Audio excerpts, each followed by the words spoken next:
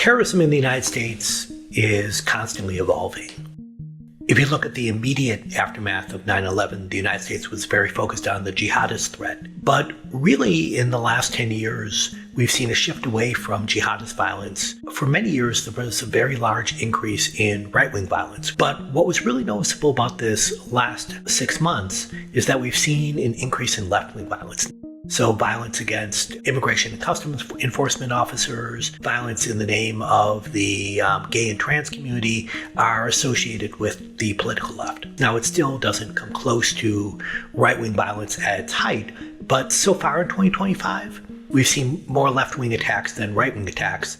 And that's the first time we've seen that in many, many years. A lot of the rise, we believe, is linked to the emergence of Donald Trump. So we saw an increase again from very low levels when President Trump first took office, and especially after he won a second election. That seems to be a pretty clear association. One of the most striking findings is the tremendous decline in right-wing violence so far in 2025. And it didn't fall tremendously during the first Trump administration. We don't know why. It's still very early. But one, I think, reasonable speculation is that many of the issues the extreme right championed and saw as hot-button issues, in particular immigration, are things that Trump in his second term is aggressively trying to change. So now we see ICE officers who are masked on streets aggressively going after what the administration would say is illegal immigration. And we have many people on the far right that are cheering this on. And so when you have that sense of satisfaction with the political leadership, there's less need for private individuals to use violence.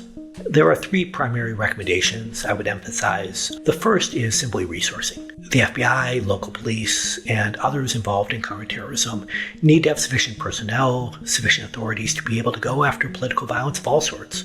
The second is to be thinking long-term. There are going to be blips, there are going to be rises and falls, but it really takes quite a while to develop expertise and capabilities to go after terrorism. I believe that right-wing terrorism could easily return, especially if there were a change of administration. And you want law enforcement agencies to be prepared for changes, both an increase in left-wing, but also an increase in right-wing. And last, you want political leaders to actively condemn violence on their own side. If there is violence by the political left, it's very important that the progressive leaders come together and say, look, we may disagree with other people on politics, but violence is never acceptable, and we should always condemn it. And you also want to see that on the political right. We want a very clear line between legitimate politics and illegitimate violent politics.